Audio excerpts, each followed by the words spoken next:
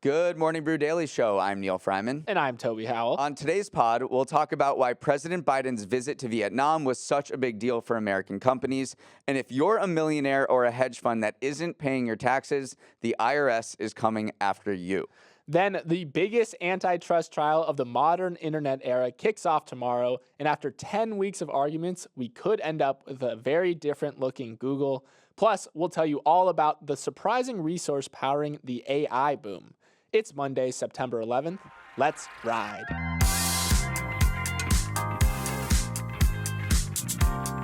I'm feeling especially excited this morning because we are going to meet some Morning Brew Daily listeners face to face today. I'm, of course, talking about the live screening of Dumb Money we're hosting at 6 p.m. in New York. What are you most looking forward to? Well, I've been practicing my handshake. I got a really good firm grip going now. No, I'm most looking forward to hearing people's misconceptions. Like, I thought you were taller. I thought you'd be a little bit more put together. What about you? I'm most excited, just to see it face to face. It's always the funny thing of when you see the amount of listeners on a page, it doesn't mean anything. But when then you see a room full of them, you're like, whoa, a lot of people listen. So I'm looking forward to getting context for how many people are actually tuning in. And just some logistics for the people who are coming to the event. I wish the theater could fit everyone, but this one's mostly for New York City-based listeners. The event starts at 6 p.m. at Regal Union Square, located at 850 Broadway. We recommend showing up a little bit early, especially if you have a standby ticket to help ensure you get a seat. Also, we'll be hanging out and we'll be, you can judge Neal's handshake on a scale of 1 to 10. I could also give hugs. Yeah, okay, there you go. Okay, Neal, let's dive into our top story of the day, where the biggest monopoly trial since the days of Bill Gates and Microsoft kicks off tomorrow. It's Google on the hot seat this time, as the U.S. government is taking on the Silicon Valley behemoth over anti-competitive behavior. At the heart of the trial is the fact that Google controls 90% of the search engine market. That screams monopoly already, but what the Department of Justice case is zooming in on is that hardware companies like Apple make Google the default search engine on all their devices. And it has a point. Default options are super powerful. One exec at a competing search engine, DuckDuckGo, said an Android smartphone users would need to take 15 steps to select DuckDuckGo as the phone's default search engine. But Google will likely fire back by saying, yes, we're the default, but you can change your settings to another search engine, so how are you going to call us a monopoly? Whichever way it swings, the case is going to be massive. The DOJ and Google have already deposed more than 150 people and produced more than 5 million pages of documents. Neal, this is the first monopoly trial of the modern internet era. What are you most looking forward to? Well, you just read so much about antitrust trials in history. The IBM one in the 70s was so big, and I know, growing up, you hear a lot about the Microsoft one in that started in 1998, and they all seem to be part of a broader technological innovation that's sweeping computing. So, the IBM one was from mainframe to PC, and then the Microsoft one was at the precipice of the advent of the internet, and now this one, it seems like it's coming at the beginning of the dawn of AI. So, using this as a way to look forward for what's going to happen in the tech industry in the future seems to be super interesting, because it could shake up the power dynamics in Silicon Valley. Because right now we have the 5 FANG companies, or Amazon, Meta, Microsoft, Google, all the ones that have kind of become dominant in the past 20 years, and this new AI wave has the potential to shake up the way the power balance shakes out there. So we'll see whether the DOJ can handicap Google enough to, maybe open path for new players to come in. Yeah, that's kind of what Google is harping on, though, is that this trial is backwards looking, while they're saying, yes, we're looking forward to AI. So they're kind of saying, guys, we're moving on past search engine monopolies at this point. Obviously, this is what Google is saying. But it is interesting. Google's defense does kind of center on the fact that they're just saying that people use Google because they like Google, not because of any anti-competitive practices. They say that it's just a superior product. And the fact that you can change your default search engine on these devices, that's kind of what Google's defense will center on. even though it is default, we know default options are extremely powerful because it's much harder to opt out of something than it is to opt into something. So there's definitely cases to be made on both sides that this particular thing of Google preloading their search engine on all these hardware devices, there's definitely arguments on both sides. And they have resources to spend because Google pays Apple billions of dollars so that in the iPhone you have, Google at search as the default option. But either way, this trial, whatever happens at the end of this trial, it could sort of handicap Google, because if you look back to the big antitrust trials that we've talked about, IBM and Microsoft, both IBM and Microsoft did okay at the end. Like, they didn't have to break up or anything. But there's this phenomenon called policeman at the elbow, which was coined by Tim Wu. And it's the idea that you're always going to be looking over your shoulder at regulators after something like this. It's hugely distracting. It's hugely costly. And it could hamper your innovation going forward because you're always just kind of like, all right, am I doing okay? Am I going to have to go to trial again? What's going on? So no experts predict that Google will actually get broken up over this, but they're saying it could have long-term consequences for its growth potential. It would be so wild to see Google did actually get broken up, though, like where you have to segment Android, Google Maps, Google Search Business. They won't do it.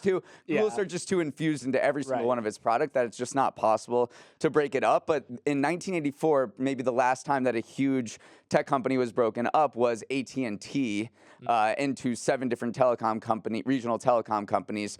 And there is so much discussion in the business literature about how this impacted things, whether it was great for competition in the telephone services market, but also it hampered innovation at Bell Labs, which was critical for some of the biggest innovations we know today. So over the next 10 weeks, we'll see. Whatever way it shakes out, we're going to get 10 weeks of content out of this. So it's a win for us. Yeah. It is a win. All right, President Biden is on his way home from the G20 summit in India, but he's making a couple of pit stops first, including his first ever trip to Vietnam yesterday. You might think that the U.S. isn't the best of friends with Vietnam, given our brutal war there 50 years ago, and that was the case for many decades, but recently our relationship has warmed, and Biden sees Vietnam as a crucial geopolitical and business partner in Southeast Asia to counter China's growing influence in the region. While Biden was in the country, Vietnam upgraded its relations to the U.S. with the U.S. to its highest level it maintains with only 4 other countries. And most relevant to us on this business podcast is Vietnam's emergence as a manufacturing hub. American multinationals have made products in China for years, but with the U.S.'s relationship with Beijing hitting Joe Jonas, Sophie Turner levels, many companies are looking for other options. And Vietnam, with its cheaper labor, has become a hot destination. Apple, Nike, Microsoft, Dell, Google are just some of the big American companies that are entering Vietnam or expanding their operations there. And just overall, trade between Vietnam and the U.S. has doubled in just the past 5 years. So this is becoming an increasingly important friendship for Biden to nurture. Yeah, Vietnam checks a lot of boxes right now for the U.S. in terms of the current geopolitical landscape. One, they're one of the only countries in the region that also has some of the same misgivings about China and about the national security side of things. So that's a big checkbox for the U.S. And then also from an economic perspective, they're one of the few places that you can actually scale up that manufacturing to meet these huge multinational companies, these huge U.S. companies' demand. So again, it is kind of like this perfect storm or like perfect, Goldilocks place for the U.S. And they're taking things slow out of the gate. Like, this is mostly a symbolic relationship at the current time because, again, like, China is still such a big player in the region that Vietnam doesn't want to piss off Beijing too much. Right. So it is like there's no like lower tariffs or anything like that right now, but it is a big symbolic step forward. Right. The 4 other countries that the Vietnam has this highest level of relationship, I should mention, are 2 of them are Russia and China. So, Vietnam definitely has a good relations with Beijing and Moscow, which the U.S. would ideally not like. But when you look at what is made in Vietnam over the past couple of years, it's quite interesting. Apple shifted its AirPod production to Vietnam, so your AirPods are made there. Google makes some of its Pixel there, and then Microsoft makes Xbox and and Amazon makes Fire TV in India and Vietnam. So this is becoming a pretty big electronics hub. Foxconn, Apple's biggest supplier, spending $300 million opening a plant there. And it also has Samsung's biggest plant, Samsung being the South Korean electronics giant, because labor is really cheap there. So Foxconn put up an advertisement to hire 5,000 workers, and they're at $300 in monthly pay, which is less than half of what they'd get in Shenzhen, China. So you can see why a bunch of the American companies are like, yeah, I could probably hire 5,000 to 6,000 people here to work at a factory, and it won't break the bank. So yeah, Vietnam does not have a great human rights record, which is something we can talk about. So that is another thing that the U.S. is a little concerned about. But obviously, Biden went there. That he's perfectly fine with strengthening his friendship, because countering China is more important. Yeah, I mean, it's kind of the strategy in the region for sure. Like, we've expanded U.S. military bases in Philippines. We've agreed to jointly produce jet engines in India. So it definitely is this new focus on how can we diversify away from China in that region. All right, Neal, let's move on to our next story. When you think about the core of the AI boom, I'm sure Silicon Valley and big tech companies come to mind. You probably don't think about Iowa and water. But it turns out without the cornfields of Iowa and a whole bunch of H2O, we probably wouldn't have the ChatGPT we know today. Microsoft has been using massive data centers cooled by water in the small town of West Des Moines to train its large language models. Remember, to train a model like ChatGPT, it requires a ton of computing power to analyze massive troves of text. All that computing takes a lot of electricity, which in turn generates a lot of heat. So in order to keep a data center cool, you need to pump in lots of water to keep things up and running. And big tech is thirsty. In its latest environmental report, Microsoft said its global water consumption jumped 34% from 2021 to 2022 to nearly 1.7 billion gallons a year, mainly due to its AI research. Google also reported a 20% growth in water use in the same period. Neal, I feel like this is one aspect of the AI boom that people are just overlooking. Just how much water is this constraining resource. I didn't think about it until I read this article. I was like, whoa, damn, like ChatGPT was trained in Iowa, and it requires gallons of water. But I don't know, if you look at your computer, you have 30 tabs open, you get that fan starts going, it heats up. You're like, I wish I had some water to cool this. Well, imagine, I never think that, but imagine if you had that going at an exponential rate. And when the temperature gets over 85 degrees in Iowa, they need to bring in water. So it's really interesting to see. This is the next phase of the water wars. Whenever you think of water constraints, obviously the first thing you think of is agriculture.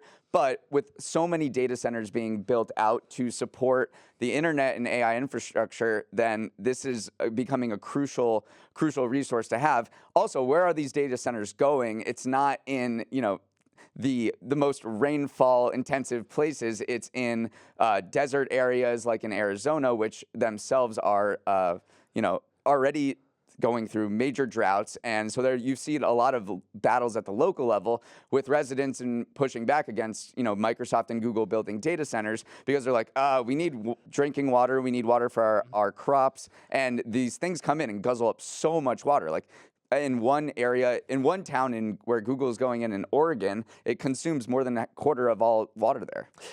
If I was Microsoft or Google, I would never put a data center in Arizona or of all places, because it's so hot. And one of the big reasons why people like Microsoft and Google are drawn to Iowa is because for most of the year, the air outside is cold enough that it will cool down the data centers. So there's no difference in terms of how the training occurs, whether it's in Iowa or it's in Arizona. It's just the difference of how much you need to cool these data centers down. So why aren't we putting them in I'll tell you why. Canada? I know exactly why. Okay, tell me. Because the places they're putting their data centers in are more geared toward renewable energy.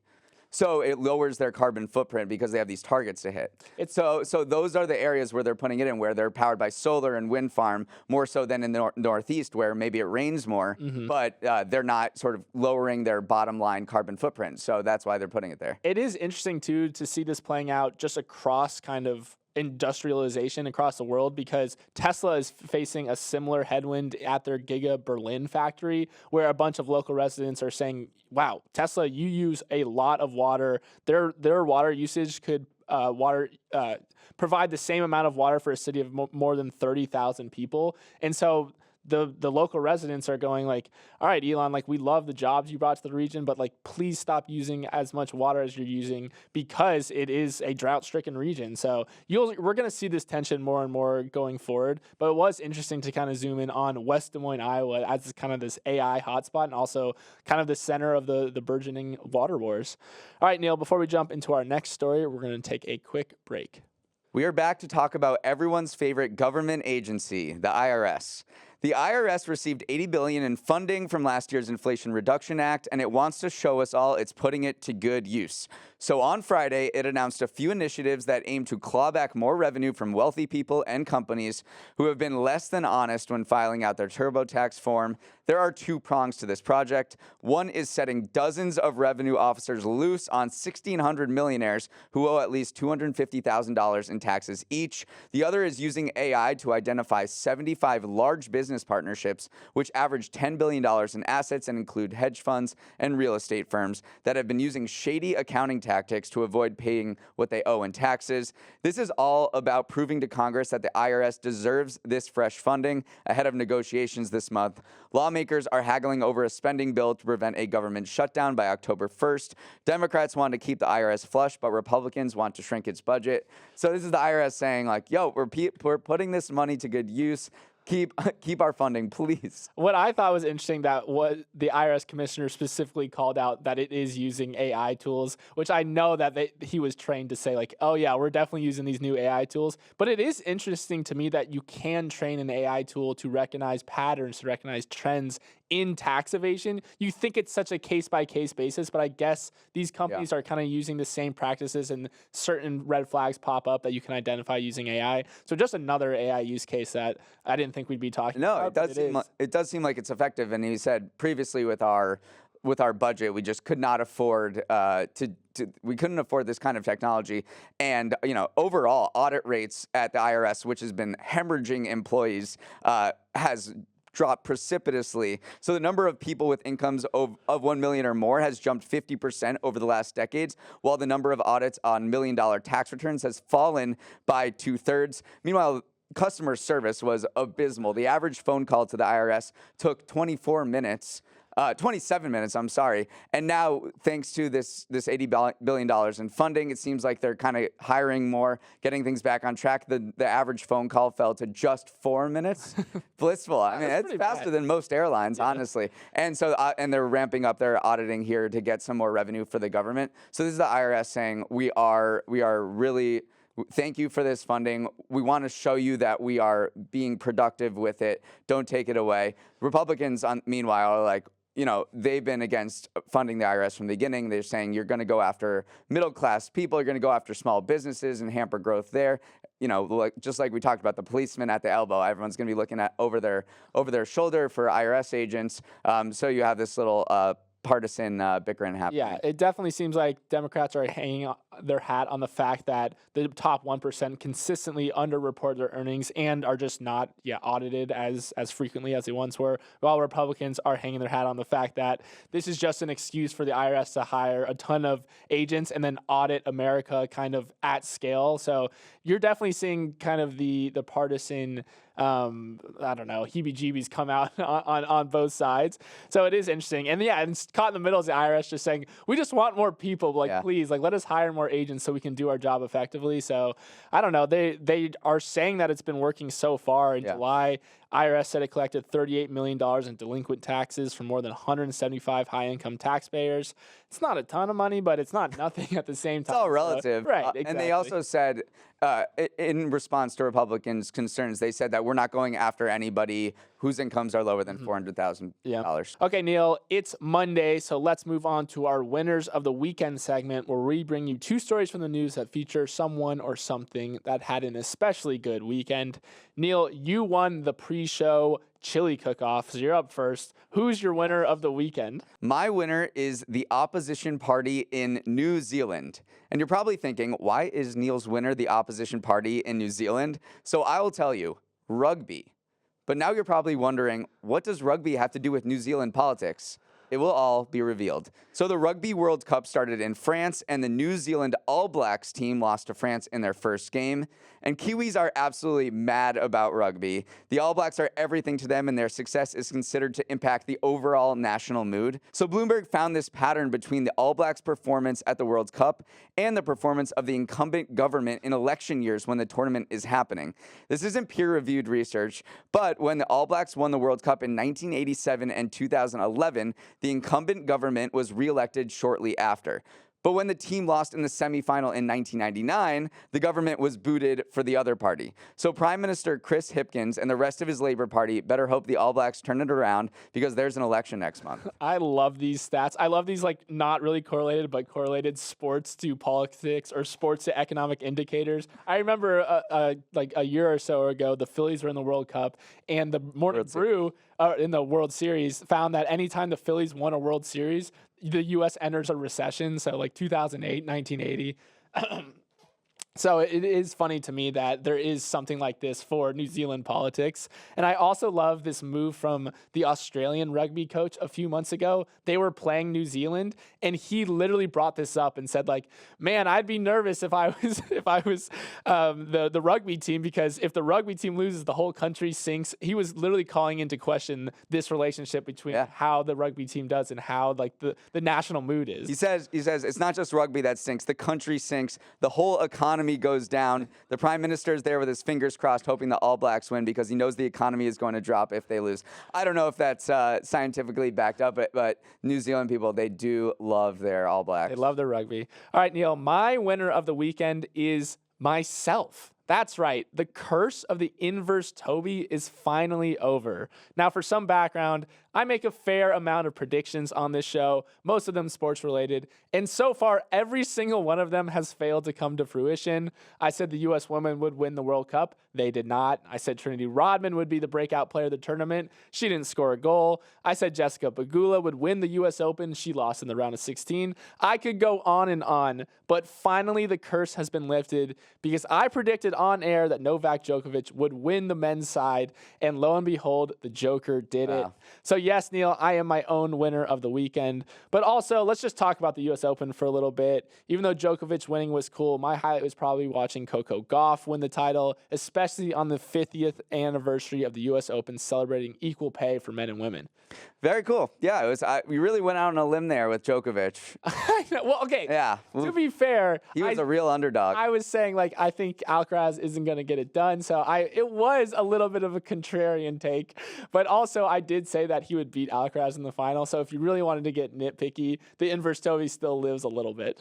I can't believe Coco won. She was down 6-0 in the first set. I was like, well, it's over. I was thinking, should I put some money on Coco? But it was awesome. Like, she like broke down and cried. I was crying too. Like, whenever they go and hug their parents, that just gets me. And it was really cool to see Billie Jean King too, like hand her the trophy, hand her the check, and it was just a cool moment. Probably overall. the first of many majors for her. Oh yeah, playing really well. All right, let's preview the week ahead. It is extremely busy. There's going to be a lot of content for us, Toby. Let's go. All right, the huge auto worker strike we've been mentioning for weeks might finally happen. On Friday, production at the Big Three Detroit automakers could come screeching to a halt if a new contract between the companies and the United Auto Workers Union isn't finalized by an 11:59 p.m. Thursday deadline. The economic impacts could be really big. Just a 10-day strike would cost billions and likely send Michigan into a recession, according to the Anderson Economic Group. It is the New Zealand All Blacks, is the Detroit automakers Big Three. For Michigan, especially. For Michigan, yeah. All right, tomorrow, the iPhone 15 is coming. At its big hardware event tomorrow, Apple is expected to announce the iPhone 15 and 4 new models, as has been typical. The release comes at a precarious time for Apple in China, where, as we talked about on Friday, the government expanded its ban on the use of iPhones, and rival Chinese smartphone maker Huawei shocked the world with its souped-up phone that could dent sales in Apple's biggest overseas market. So this is a really big moment for Apple. Yeah, I'm wondering how big they're gonna kind of blow it up to be. I think they just want to kind of convey business as usual, actually, and just say like we are still innovating, we're still Apple. So I don't think they're gonna try to make it anything bigger than it normally is, but Act like you've been there before. Yeah, exactly. All right. Also, Elon Musk hits bookstores, not the man, the book. Walter Isaacson's biography of the billionaire will be released tomorrow. And if you're in a book club this fall, I would bet it will be on your reading list. The book has already created so much news in the weeks leading up to its release. It's been a masterclass in generating buzz. It's not, I've been here before. It's like, this book is going to be freaking juicy. Yeah, I mean, we've talked about it a bunch. I also did see the discourse start yesterday because I saw the cover was released too, and it's Elon Musk trying to do like the famous Steve Jobs pose, like he has his hands under his chin like that, and everyone's saying like, listen, dude, you're not Steve Jobs. And also there was some discourse about like his full head of hair too, and saying like, oh my, so there's discourse around all parts of this book, so we're talking about it. Discourse Central. All right, everything else, we got Aaron Rodgers making his debut for the Jets tonight, but Spectrum and Disney still have not resolved their dispute, so it could be blacked out for a lot of Jets fans. MTV Video Music Awards, also known as the VMAs, are tomorrow night. We got Oktoberfest starting on Saturday in Munich. Rosh Hashanah begins Friday night. I'll teach you how to tell everybody Shana Tova. Thank you. I was going to try to say it, but you said it. Good job. Can I hear you? Shana Tova. Shana Tova. If you want to throw in a little extra, umituka means and sweet. Listen, just I'm baby steps here. Baby steps. Yeah. All right, and maybe they'll find this week the murderer who escaped from prison in Pennsylvania, though I doubt it. That guy's been on the loose for 11 days. Crazy. Yeah, he crab-walked out of the prison. It's the craziest video I've ever seen. That's our show for today. Have a great start to the week, and we'll see many of you later tonight. If you have thoughts on the show, especially if they are nice, write into Morning Brew Daily at morningbrew.com. Let's roll the credits. Samantha Velez is our editor and producer. Uber Batista and Raymond Liu are our associate producers. Isabel Wynn is our technical director. Billy Menino is on audio. Hair and makeup is camped outside Barnes & Noble ahead of the Elon Musk book release. Might be a little aggressive. This isn't Harry Potter 7. Devin Emery is our chief content officer, and our show is a production of Morning Brew. Great show today, Neal. Let's run it back tomorrow.